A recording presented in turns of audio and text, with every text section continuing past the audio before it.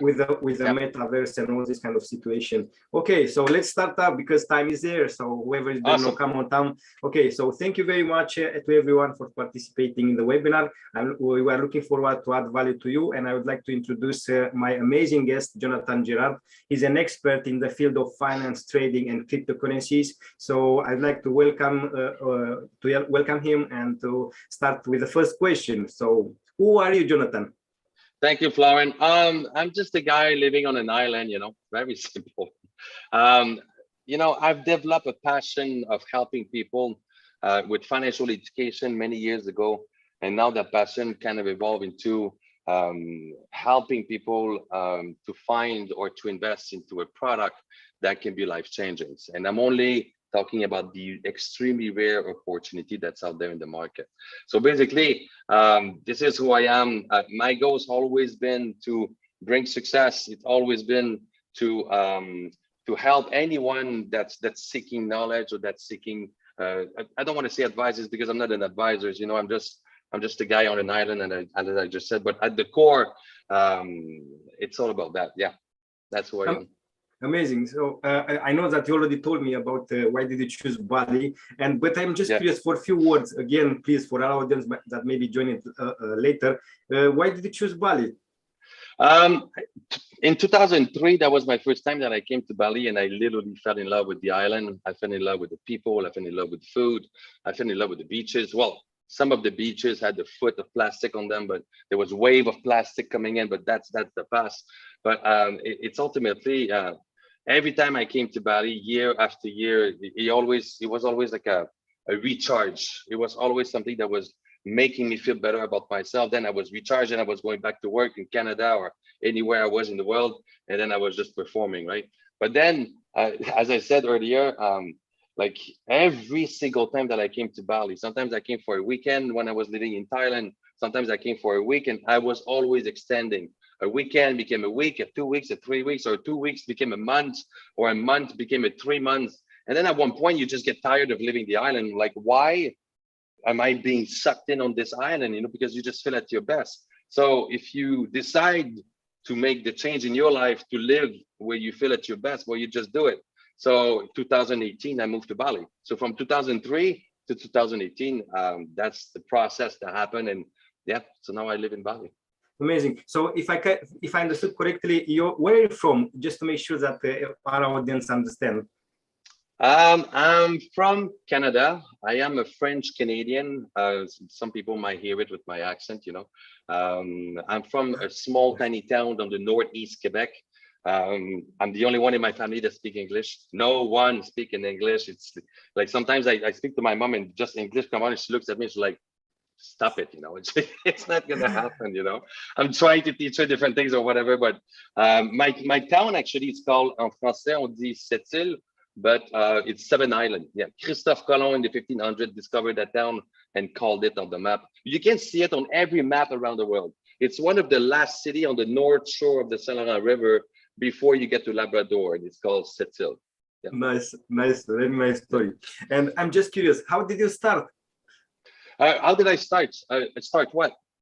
How did you start into this world? I mean, into the professional world, what you do today, and how have you started, like the story at the beginning, and what you do? So basically, what was your journey to arrive to where you are today? Beautiful. It all started when I left my hometown at 17 years old. I was looking at my town and I was like, I do not want to be here. I do not want to become, I want to be very modest here. I'm coming from a welfare family. So I didn't want to be on a welfare style. I wanted to be somebody different that do things differently, and it's all about making my mom proud. Back in the day, it was all about making my mom proud. So 17 years old, moved to Montreal. 5 years later, I left on the world trip. I ran out of money in Asia. I got stuck in Singapore. It took me literally 2.5 years to work to be able to buy a plane ticket to go back to Canada. So my world trip that was supposed to be a year became a 3 years something. I think that was the best experience I could have had in my life. Then I ended up being I became a model. That was my first career for 10 years. So for 10 years, I was living in my suitcase. I was traveling the world working as a model. So I think there's still pictures out there. You can Google Jonathan Gerard model and you can see some of my stuff. But I think it's a very long time ago. So you might not find like a lot of things, right? Then I had businesses. I was a realtor. I always been selling something. So as a model, you sell your body all over the world for 10 years. Then you sell houses as a realtor. Then I bought a photography studio. Then when I sold the photography studio, this is where everything changed. I've never worked for a big corporation. I've never worked in finance. And in my travels, I've met a lot of people. I met some amazing people. I met some like okay people, you know. I always say like I met people with those black American Express card, you know, and I was always trying to have the conversation with those guys and learn from those people, you know. That's how it started. I wanted to work and learn from a corporation, and that's how I ended up in finance. And that was in 2014, 2015, yeah. Amazing. I think you have a wonderful story. And by the way, you should write a book. And if you need help, let me know. I will help you. Because this is an interesting story. You plan it for 1 year, and then you arrive to take 3 years. So you have a lot of things to talk about. So you know the ups and downs in this case. So another question. So what do you do in the present? Right now, I am the sales director of an energy company called New X Energy. So my job is all around the blockchain system, the tokenism of the token that we're doing, the pre-ICO sell, and so much more things. But like, yeah, so basically I'm the sales director of all the operation that's related to the token itself. Yeah. Awesome. It's quite interesting. That's why we are talking. I'm passionate about this subject. So what is the most important to achieve success from your point of view? Coming from a welfare family, for years, you know, when I moved away at 17 years old, for years, was to make ends meet, you know, it was to put food on my table and pay the bills at the end of the month. But then with the travel and all the changes that happened in my life, and mostly everything started with working at the academy, or in my previous career, you know, it's all about changing people's lives. So if you work and your goal every morning is to wake up, it's to help people, that you know the people or that you don't know the people, you help people and you see a change or an impact that you have in their lives, and then you have a small part of it. I think that's the best feeling you can have for yourself. But ultimately, when you work for a big corporation and they see what's going on, well, of course, you get the success that comes with it. And for ultimately, to answer your question, it was like important to achieve the success. The success comes from within, but it's all about spreading it out. So the more you give, the more you make people successful, and the more you become successful yourself. So from within, that's where they come in. Yeah? Yes, indeed. And exactly as you said, it's important to add value to people before you ask for anything. So let's continue with the next question. And I'm so excited about the discussion. So where did you get your passion to find rare investment opportunities? Oh, that's a good one. So in my previous career, every morning, because I work it was an academy on a campus with students, instructors, professional traders. And at breakfast in the morning, the question was always about what are we going to trade today? What's going on today in the world, that which product or what are we going to trade? So it's always been a research battle. But then also there was always those conversations about what is the IPO that we can buy? What is that investment that we can put so little money or $10,000 that $10,000 would become $1 million or multiple $1 million? And that's what started with the investment and the passion to find something on the investment side of it. A good opportunity is extremely rare.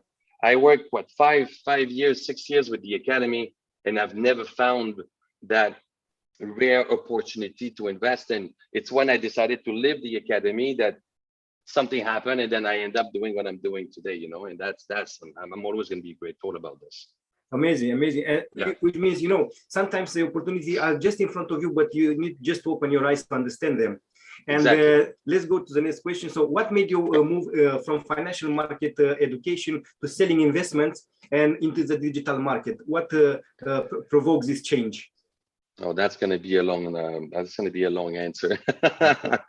So basically, when I was working at the academy, I was working for the corporation in Irvine, in California.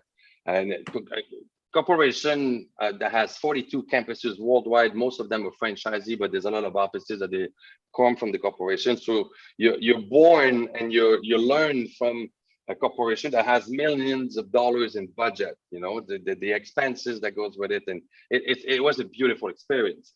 But the corporation was an offer to a franchisee to purchase the Toronto office. So I used to work for the Toronto office in Canada. So if there's a lot of people that wants to do a research and look and all that stuff, look at the academy in Toronto. That's very important. There's a lot of franchisee out there that they're franchisee, so they get the result and they get the reviews that comes with it. But the Toronto office in Toronto, it's pretty amazing actually. So I'm very grateful that I worked there for many years. But it all comes down to the fact that they sold to a franchisee. So when you come from a multi-million-dollar company, corporation, that sold to a franchisee that has hundreds of thousands of dollars in budget, then everything changed. You know, a lot of things change, and a lot of when you have somebody that is new to the business, he wants to try new things, and when you've been there for many years before he comes in, he tells you, "Oh, I want to try this to try to make this happen." I'm like, "Hey, by the way, we tried that 2 years ago, and that's what happened." He's like, "You know what? I just invested a lot of money. I want to try it myself." So the guy, month after month, was shooting himself in the foot, and I was just like, "Ah." So you're costing yourself money and you're costing myself money because I was making big bucks before you came in. And now my salary is decreasing with all the mistakes that you're doing, you know, it's all commission based or whatever. And so 8 months later, to increase his KPI, he decided to cut down the commission of 40%. So 40% of my lifestyle, you're cutting it up because you want to give it to yourself, because that's the fastest way you can make more money for yourself. So my reaction to him was I told him to go F off. That was my first thing. We had an argument. I went home, he texted me, and he's like, "You know what, Jonathan, just take a few weeks of vacation. And then that's a good story, actually. Let's take a few weeks of vacation and then come back and then we'll talk." I'm like, "Sure." So I left. So I called a few friends. I'm like, "Hey guys, I want to travel the world. I haven't seen my friends in Asia in so long. I haven't seen my friend in Europe and all that stuff." So I left on the trip. And then my first idea during the trip was to teach him a lesson. Out of 12 employees, I am the one that brings, let's say, 70 to 75% of the entire revenue. So I am your bread and butter. You bought the business because this guy is working there and he's producing, because the revenue comes from this guy. And then you want to piss off this guy? Let's see what's going to happen to you if the guy's going to be gone for 3 months. So I left, and then that's one of the reasons I came to Bali. I went to Hong Kong, I went to Thailand, and I came to Bali with a friend. I came to Bali with a friend, and then he was texting me. He's like, "Hey, where are you?" I'm like, "I'm in Bali. Leave me alone." And that was my answer. Every time he was texting, "Where are you? Where are you? You costing me so much money." I'm like, "You pissed me off. I'm in Bali enjoying my life. Like, I'll come back when I want to decide to come back." Then he started to say, "Okay, Jonathan, I'm not going to touch your commission. I want you to come back," and blah, blah, blah. And so November 1st. So that was in July. November 1st, I came back. Yeah, that's right. And then the December 15th, I received my paycheck, and then he cut down my commission. So I went to the office with a baseball hat, jeans, and suit and tie. You know, you're wearing suit and tie every day, but I walk in with jeans and a hat. I barge in his office, and I'm like, "What happened?" He said, "Welcome back to reality, Jonathan." I'm like, "Yeah, here's your reality." Sorry, I didn't want to say this, but I show him this, and I'm like, "I'm out." I left the office, and then 4 days later, I was in Bali. And I moved to Bali. So what happened there, to answer your question, it's a long story, I told you. To answer your question is, I had a reputation with the corporation, and there's a franchise in Singapore and Jakarta. So I'm in Bali, I received a phone call, and it's the general manager of the 2 franchisees that said, "Jonathan, I heard you in Bali." That said, "Is that true?" I said, "Yes, I am in Bali." He's like, "Please come work for us. I'll give you this, I'll give you that. I'm going to fly you out of Bali, bring you to Singapore, bring you to Jakarta, and then we'll work together, and I'll give you the title of consultant of the company, and please come and help us." So I did it for like 8 months. And then once again, they're franchisee. And once again, I didn't like it. And once again, I quit in a very nice way. And then they called me back a few weeks later saying like, "Hey, Jonathan, we're very grateful for what you've done. We want to thank you. You've made a lot of changes, and it was an eye awakening for us to do some modification for our business. But as a reward, I want to introduce you to business partners of us This guy is in the power generation and distribution industries in Southeast Asia.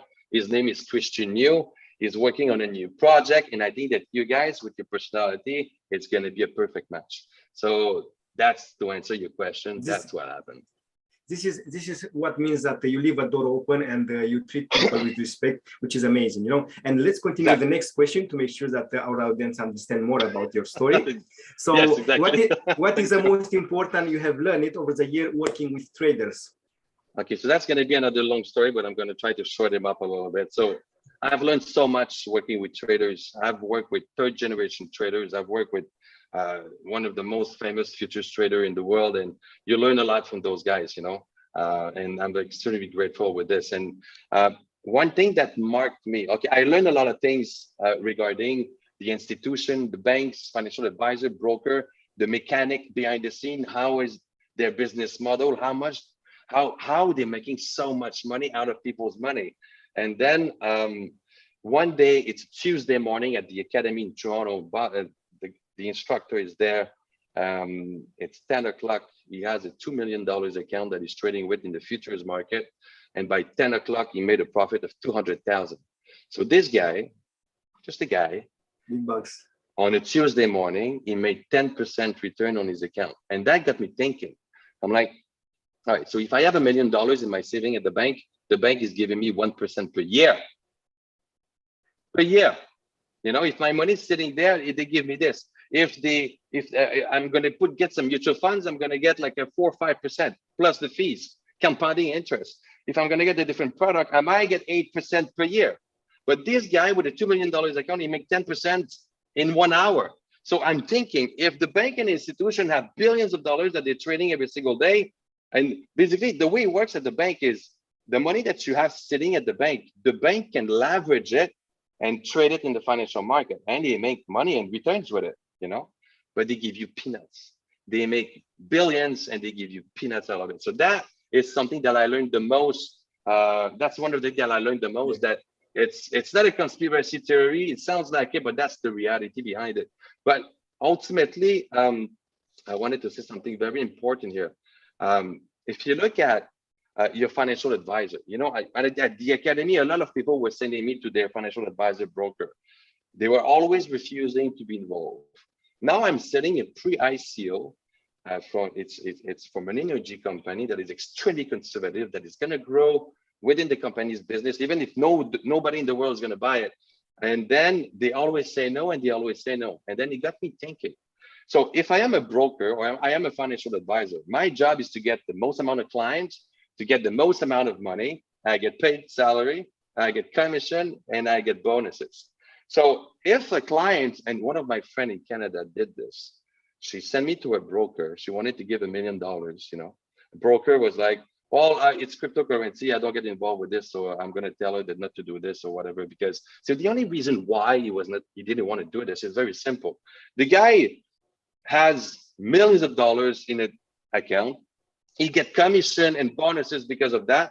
And I'm telling him, oh, my friend is going to take 1 million out of this. So that means you're going to lose commission. You're going to lose a portion of your bonuses because that account is going to reduce. And then my friend's going to invest it in a different product where she can make 100% of the profit without paying commission. The guy did everything in his power to convince her not to do it. Why? Not because it was in her best interest, but because he was in his own interest, because that's his job. He used this to bring food on his table for his family. So his job is to do everything in his power to get the most amount of money in their accounts. And that is the reality of the market, you know? So that's it. So this is very important. It is very important that you mention this subject, because many times what is disruptives, it changes the people, the society, you know, and it takes time until full adoption. But the early adopter benefits out of this adopting this new reality, basically.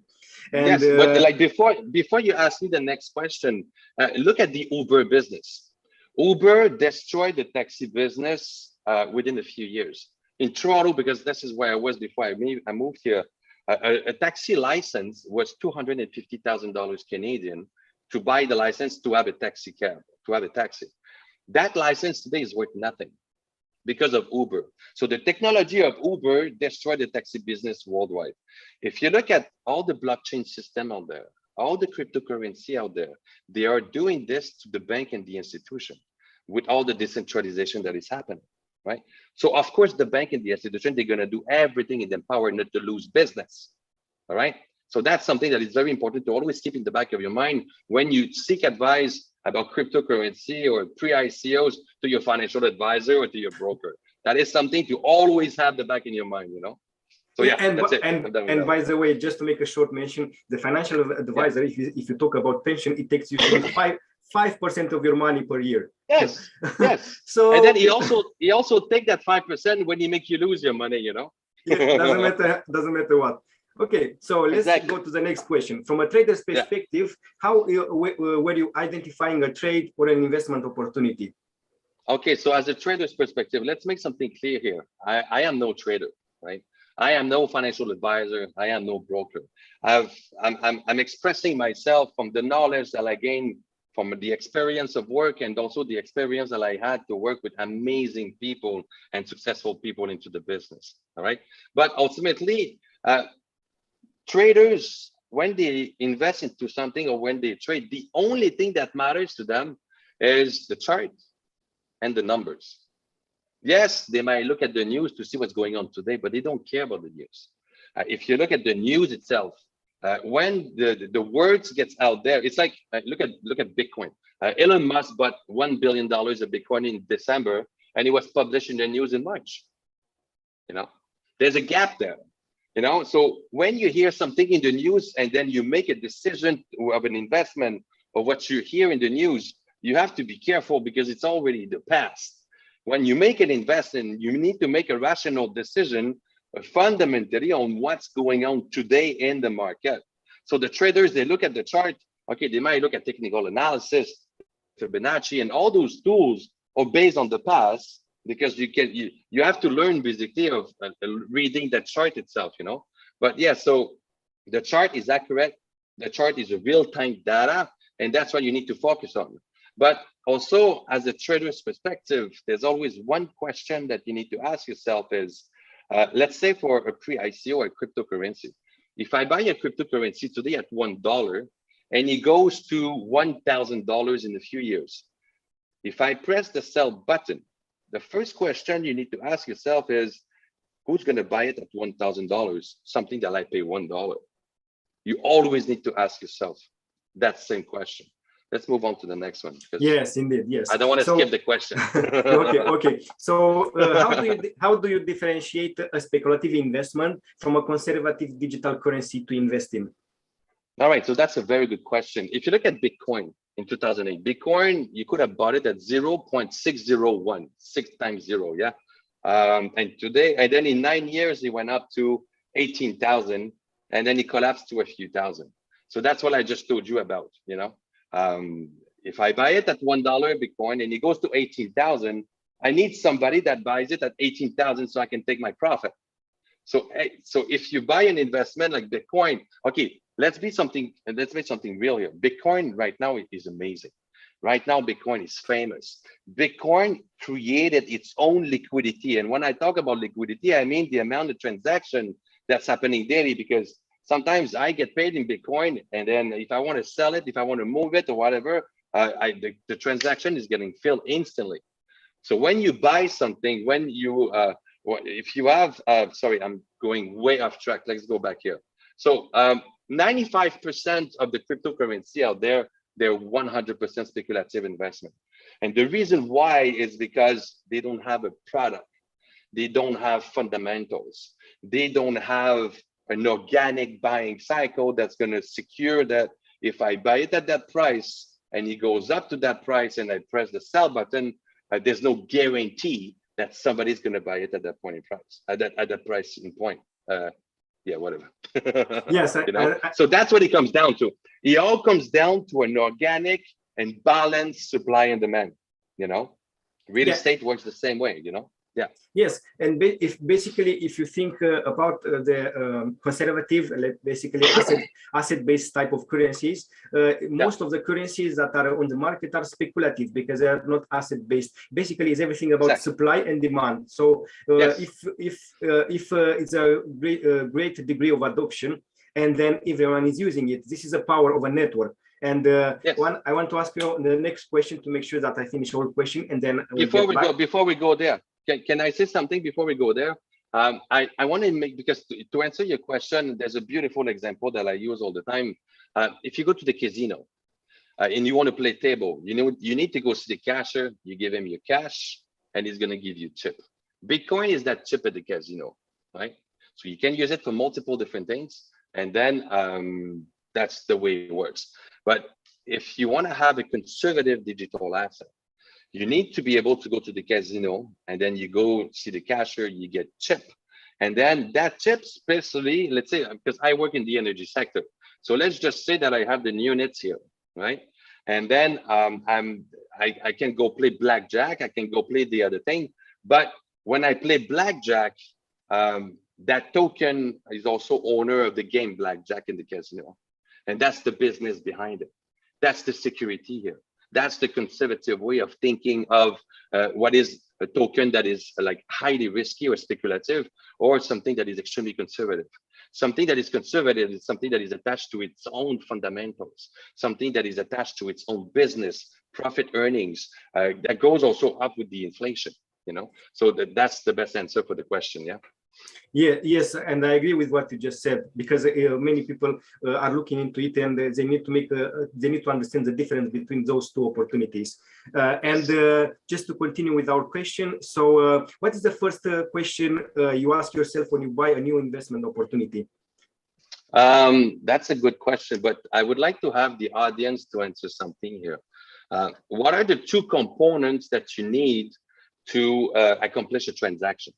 So if you guys are still there, and then you guys are still listening, what are the two components that you need to accomplish a transaction? So if you guys can put that in the chat, that will be, oh, I'm opening the wrong one. Sorry, yeah. Buyer and seller. Okay, you nailed it. Mr. Watcher, you nailed it. It is a buyer and a seller. It's a very basic question. So it comes down to the same thing as I said before. It's always the question of having, the first question is, if I buy at $1, who's going to buy it when I'm going to want to take my profit in real time? Not in 20 days or in 15 days or whatever. So basically, to answer your question, that's what it comes down to, right? Yes, amazing. So this is very important. So the next question would be, what is the first question you ask yourself when you, sorry, I just said this question, sorry about this. You just did.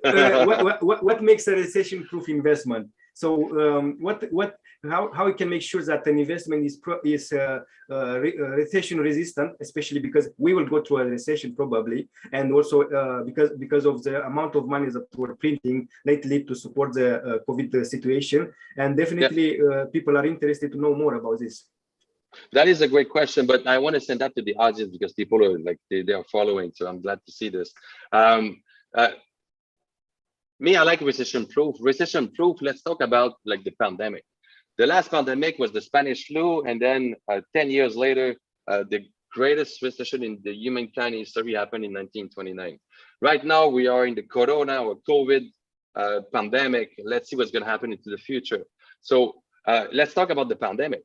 Which product today, so that's the question for the guys that's out there, guys. Which product out there is been thriving during the pandemic? Which sector has been thriving during the pandemic? What do you think? Bitcoin. All right, so, except Bitcoin. That's not a sector. Oh yeah, okay, it is a sector, you know. Well, Alan, you said energy, e-commerce, anything else? Digital sector, medical. Me, I'm looking for an answer for recession-proof. So no matter, if you look at Netflix is almost like a recession-proof product because everybody was stuck at home and everybody was buying Netflix and the stock value went up, you know. I haven't looked at what it is now, but Yes, there's blockchain in every place. So there's a lot of crypto people in that room, right? So basically, it's all about me. I always refer to the stock. So anything that I buy in cryptocurrency, I get my idea from my knowledge from the stock and I implement it into the crypto world. Because the speculation, yes, it's all about diversification. You want to diversify your money. I had, let's say this, I had one of my students at the academy, 75 years old guy, engineer, making a very good living, software engineer, you know. He had girls, and then all of his life he works, and then he paid for the wedding for his girls. He paid for the first home for his girl, the first car. The guy is 75 years old. He's been trading for 10 years. He traded with no education in the stock and Forex and futures market. He lost over $300,000 just trying to learn the market itself. And I'm like, well, you should have just gone back to school. It would have been cheaper, you know. There's a lot of people like this, but this guy, he was trading on a very short time frame on a daily basis. First of all, the daily trade, it's with the stock and it's with the futures market. The Forex market is good for swing trading and it's good for weekly and then monthly trading, you know. But the guy was only trading the 2-minute charts, 5-minute chart, and that was like the fees that he was paying. And I was like, man, you need diversification here, you know. So basically, it all comes down to answer the question, the recession-proof investment. The energy sector will always be recession-proof because people every single day or every month, they need to buy the electricity. It's a necessity. The medical care, the healthcare industry, it is a necessity. And look what's going on right now because of the pandemic. Pharmaceutical company, you know, look at how much money they're making. Like right now, the pharmaceutical company, they create vaccine and they have to sell it to the entire world at the same time. So they're making the most amount of money in the history right now. This is unbelievable. So yes, there's other sector or whatever, but these are the recession-proof product that that you need to differentiate from a good investment or a bad investment or a recession-proof investment or a speculative investment, you know. So, yeah. Yes, indeed. And it's important to diversify because you just correctly said the word diversification. Okay, yeah. So let's see, how do you identify an investment opportunity? What do you look at? Oh my God. It's basically first, it's all about timing. It's all about being at the right place at the right time with the right people. So for years, you look for that opportunity and then like 5 years pass and 6 years. Can you imagine you're looking for something for 6 years, for 5 years, and then you just fell onto your lap at one point and you're like, what just happened, you know? So how do you identify it? I think we cover almost everything, but it comes with the numbers. You have to look at the numbers. Like a lot of people will look at the website, they look at the team, they look at this and they look at that. I'm like, this is all secondary or even third, fourth, five. Like I have people that sometimes they look at our website and we purposely made a trash website because we're doing everything under the radar. But people don't understand that and they don't believe it. But me, I don't care. You don't want to buy now, no problem. You can buy when it's going to be like at $100 in the market, no problem. You know, like don't buy it. Sometimes I tell people, I'm like, you know what, you're wasting my time. Just don't buy it. I don't care. Just buy it later. You know. But ultimately, it's all about. I lost my train of thought with this. It's all about the fundamentals. It's all about knowing for a fact that if I buy at $1 again, and then it goes to $10,000, who's going to buy it at $10,000 so I can make sure for a fact that I will be able to take my profit. So that's what you need to look at. You need to look at recession proof. You need to look at the security for it. You need to have the security of its liquidity that's going to increase steadily and surely day after week, after month, after year, for many, many years, or even forever. So that's how you identify an amazing investment opportunity. Yeah, and just to complete what you just said, I think it's also about the numbers. So how many people are adopting it? How many people are using it? Because in order to create the liquidity, so when you speak about numbers like 100 million people, then it's a different story that are using that kind of cryptocurrency. And I would like to ask you the last question, and it'll be, so what do you look at when you receive a pre-ICO investment opportunity? So basically, what is a good pre-ICO to look at, how it looks like? That's a good question because it's almost similar to the other question, but this is good because if you look at, I look at the objection that I'm getting sometimes, I get, oh, I don't like your website. I'm like, okay, don't buy it. So people look at the website. I'm like, I can't believe that you make a financial decision by looking at the website. You didn't even have the chance to even look at the numbers, because most people, they don't even understand when they look at those numbers. And then you need to explain it to them and all that stuff. And sometimes you even explain those numbers and they don't even understand it. So it's all about, it's like in life. If you are part of the 95% of the population, you would be stuck in that void, and you're gonna die in that void.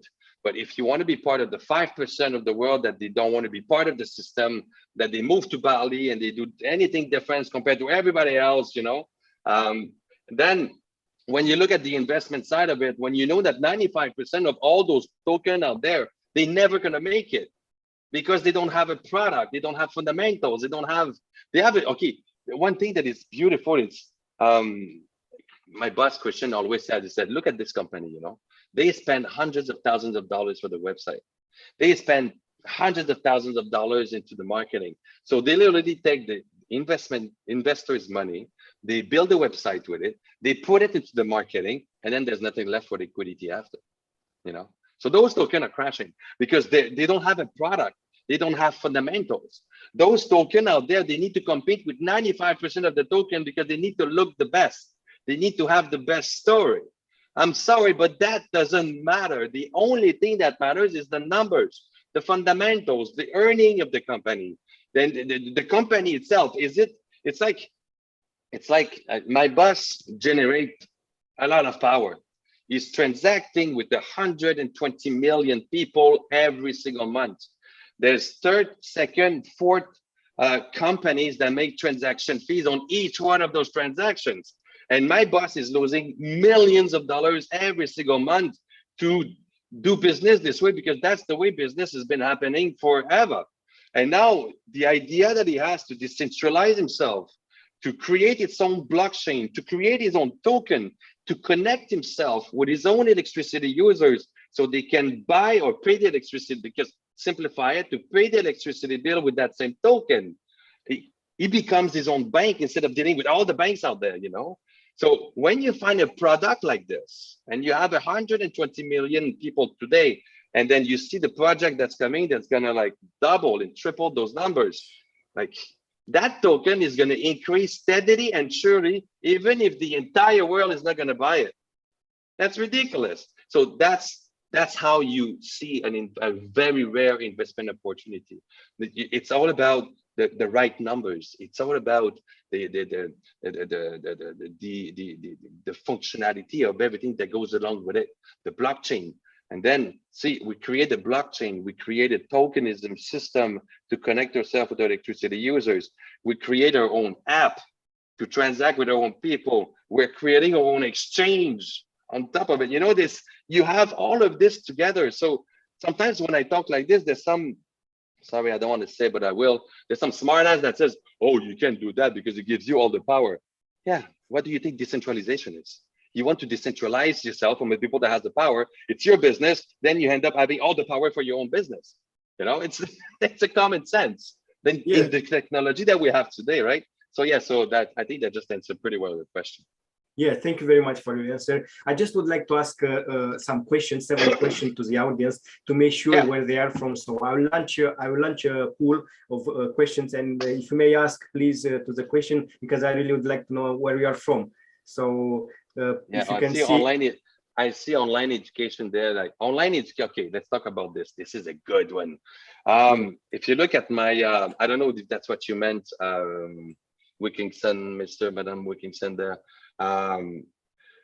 My student that lost $300,000 trading, he was watching videos on YouTube to learn how to trade. All right. It's like me, I'm gonna say that it's very simple. Okay, I need to do a surgery. All right, so I'm gonna go shopping for surgery.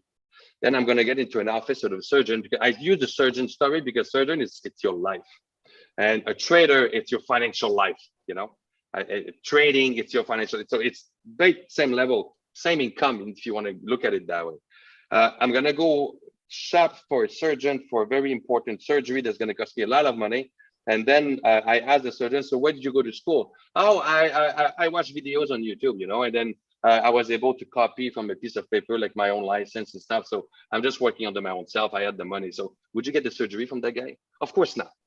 You know, so if you want to learn how to become a professional trader and you watch videos on YouTube, I'm sorry, but it's never going to happen. But today online, so I'm talking about 10 years later, now you have amazing blogs out there. You have amazing traders sharing, and you can copy and paste what they're doing. And then it all goes right when the market goes up. And the market's been going up since 2008. But wait when the market is going to collapse. All those traders they're just going to all disappear, you know, because they're not trader anymore, because they're just going to hit, you know. And that it all comes down to the education. Yes, I agree with what you just said, Jonathan, because I think it's important to understand the fundamentals, how to gather the information, how to analyze the charts and everything. Because if you don't have, if you are in a market that is growing, definitely everyone is making money. But if you make money when the market is collapsing, then it's showing that if you are trained well or not, and what will be your future basically, because then it shows that what you're made of. Exactly. Yeah, if you are diamond head, you look. Yeah, Sorry? I will finish the quiz in about 30 seconds, and then we'll see everyone what is based. Where is our audience coming from? So we have North America so far, 1 out of 6. We have 2 people in Europe, 2 people in Asia, 1 person in Africa. Amazing. Africa, you're responsible for the new strain. You were responsible for my cancellation of holidays. Okay, so I see that most of our audience are small investors and business angels and venture capitalists. And I'd like to speak about like small investors, what they can do to concentrate their attention now. Small investors, you know, I don't want to use my product for this, but I want to try to say as general as possible. But small investors right now, you need to find, if you have money slipping at the bank and then you have money to invest into something, one thing that you need to think about, if you buy a portion of Bitcoin, let's say, okay, I don't know what Bitcoin price is today. What is the price of Bitcoin today? Can somebody tell me fast? I want to have a very good example here with the true number. So let's say Bitcoin today, there's nobody saying it. Okay, perfect. Let's say Bitcoin today is like at $60,000. If you buy Bitcoin at 60,000 or a fraction of Bitcoin at whatever price you're going to put in, to double your money, Bitcoin needs to be at 120,000, something that never happened, right? So that's what you need to think about. Yeah, I want to buy Bitcoin, but I want to double my money. But when is it going to happen? So if you want to 72,777, that's Canadian dollars, isn't it? I'm from Canada, so I know the difference. Exactly, CAD, good. So basically, if I have $10,000, do I want to buy Bitcoin? The other questions that I forgot to mention from my notes earlier is when you place a trade, you always need to figure out what's going to be your exact entry point, what's going to be your target, and what's going to be your stop loss. These are the 3 minimal things that you have to put every time you trade. A lot of people don't use stop loss. A lot of people don't put target because, you know, they don't have proper strategy, and that's okay. It works for some people, but that's why people are losing a lot of money in the market. And that's how people make mistakes. So basically, arbitrage opportunity. So 58,000 USD. Thank you, Ronnie. So basically, you need to find, if you want to invest at $10,000, find that opportunity that's going to be life changing. Because some people that don't have a lot of money is because they're young or something happened or the pandemic's been affecting and all that stuff.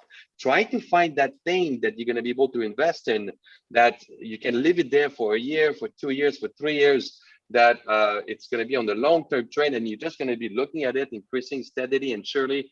And then when you're going to want to buy a home, when you're going to be wanting to put your kids to school, when you're going to want to go on a world trip for 10 years like I did, then you're just going to sell it and do whatever you want with it, you know. Or if you're going to make the big bucks with it, you take and then you diversify it into all different type of investment.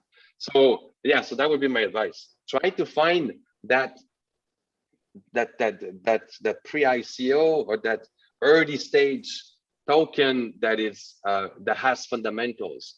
that has liquidity organic from the business itself. That's what I would say to this. Yeah, you have another question, Jonathan. So how can we find the good tokens and get involved in the early stage?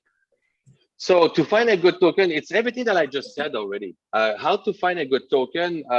It's, as I said earlier, it's all about being at the right place at the right time with the right people, right? I have a token that I'm selling right now that I 100% believe in it. I am extremely involved with this, and then we're coming out of I would say we're coming out of the closet in the next few months, and the media has not covered anything because we're completely under the radar, because everything is extremely secretive, because we don't want any other company that's going to copy us before we get out there, and then we're just about to get out there. So I do have a product like this, but I don't want to influence anything. But you need to go find out there, go online and talk to people, go online on LinkedIn. There's a lot of companies out there that they create their own blockchain system, they create their own token system. You just need to make a lot of research. It's a lot of research, and sometimes it's just going to be sitting in a restaurant or at a bar talking to somebody, and then blah blah blah, and then something happened, you make a research, and then boom. It's like today, like one of my friends sent me, I am not into this yet, and I will not discuss this yet because I don't believe in it yet, because it's once again something that I will not do. Pretty sure I'm going to end up buying it, but so much negativity. I know. I received a message like this. I'm not going to show it, but it's a small tiny message with a lot of details, and it's what is it again? It's a giveaway of metaverse. What is the name? Those NFTs. Let's move the topic. I look at it and I'm like this. Sorry. Yeah, I agree with you. Like any S-word coins, like dog coins, Shiba. Exactly. When people do not understand the fundamentals, what is this? Is meme coins? Yeah, just wake up. I mean, wake up. This is not this. Look at the fundamentals. Look at the project. Look what the utility of the token. Look at how many people are adopting it. This is what makes the price to grow. And just to show a little story, my personal story. So I found out, for example, about cryptocurrency, and then because I did not action it in time, for example, that cryptocurrency from $33 goes to $330 in about, let's say, in 1 year frame. Who is like 10 times, but because I was scared, I sold it like about half of this price, and now I feel sorry. You feel sorry because it's gonna reach like $100 right now, right? Yeah, it's like double, but from 30 to 330 is like 10 times in 1 year. So that's why it's important to understand the utilities, the benefits, how many people are adopting the projects that are built using that kind of cryptocurrency. And when you speak about the cryptocurrency based on energy, everyone needs energy. I don't think anyone that is in this world and does not need energy. So I see that we have another question from Alan. So where can you find more information about the Pre-Ico project? Which are you talking about my project? Yes. Yes. Okay. So I plan to do like a presentation right after this webinar for the one that could be interested to listen to what I have to say about the project that I'm working on. So so we're all going to be there in the next few minutes. If this is something that is not doable for you guys, I will. It's very simple. You can send me an email. You can send an email to Florent. Say, hey, I would like to hear more about this. Then we can schedule. I have presentations scheduled on a weekly basis. So we can just schedule something when you guys have the time to do it, and then we'll just make it happen. Perfect. I would like to say thank you very much, Jonathan, for everything that you explained today. You added a lot of value. I hope our audience really enjoy the time and also the information that you bring with them. And exactly as you said, after this webinar, I will post also a link in the chat now for the next 1 hour. If anyone else would like to continue more with the details in regards to the project that Jonathan is speaking, like exactly about the Pre-Ico that he's running, and all the details will be in the next meeting that I'll post the link in the chat. So whoever is interested can join now, or if not, just send me an email with more information, and when you are available to be contacted, and at my email that you will see it now in the chat. if you are not available to attend now for the next 1 hour event, if in order to get the details that Jonathan is speaking about of his project. And then let me post also the webinar, the link details. Just a second, to make sure that you have the information for the next meeting. If you are able to participate. If not, just send me an email and with your availability, so we can continue our discussion. Because here it was a broad discussion about the subject and about the Jonathan history and his experience. So please see the chat and let me know if you can copy that message. So I can copy it. Thank you. Can we ask in the chat if there's any one of you that is interested to come and listen to the presentation right now, or it's not possible for anyone? I just would like to know so I can prepare. I will come. All right, perfect. So one person, that's the minimum we need. So that's awesome. One person makes a difference. Perfect. All right, I got 2 people. That's awesome. Awesome. Perfect. Okay. So I'll start this webinar. And please save the details to the next meeting, and let me know if all of you save it. Just press yes in the chat. Okay. Q&A. Just a second to check the Q&A. Okay, let's see. We have a question. 1 second. Thank you very much. So I see that we have 3 questions. So thank you for the personal invitation. What's the best platform outside of the USA? And for crypto trading. So Sharez is asking, what is the best platform outside of the USA for crypto trading? I think we'll continue this discussion because we are short on time on this one. We'll continue this discussion on the link that we've just provided, Sharez. So please go with us there and ask this question because we are short on time on this webinar, and I want to make sure that we in the chat. So they cannot see the link in the chat, I think, because I reposted it, and then let me see. Sorry, I did not post to everyone. Apologies, guys. I did not post it. It's my fault. Sorry about that. I hope you can see it now. Please confirm if you see it. So I'll do it again. There you go. We have 2 times. No, because it was posted just between host and panelists, so that's why you could not see it. Sorry, guys. I hope you can get it now. Okay, perfect. Let me know, guys, if you manage to save the details, save the information. Just press yes in the chat, and then we'll wrap it up this webinar, and then I'll start the next one. Perfect. So are you going to start it? I forgot to ask. Are you going to start it, the webinar? Yes, I'm going to start the webinar. You have the link, Jonathan. Okay. I'll start it immediately as soon as we close this one, and then because we will not on the next one will not be live. No, right now we are live on LinkedIn. By the way, LinkedIn audience, thank you very much for watching this, and I hope we added a lot of value. Please get in contact with me, and Jonathan. You have the details. You also will have more information in the comments of this YouTube live in order to make sure that I can copy the meeting ID and pass. Just click on the link. Martin, just click on the 3 dots next to the link. Like, go put your mouse next to the link, click on the 3 dot, and it gives you only the option to copy it. Then one was turned off, then you just put that in your browser and you're going to be able to access King. Okay. And then perfect. Okay. All right, everybody's okay. Thank you guys so much. Thank you so much, Florent, for the invitation. It was amazing. Seriously, it was my first time doing this, and that went pretty well, right? Oh, amazing. You see, preparation is everything. I loved it. That was amazing. You're welcome. See you in the next one. Okay, I'll start it immediately. Thank you, guys.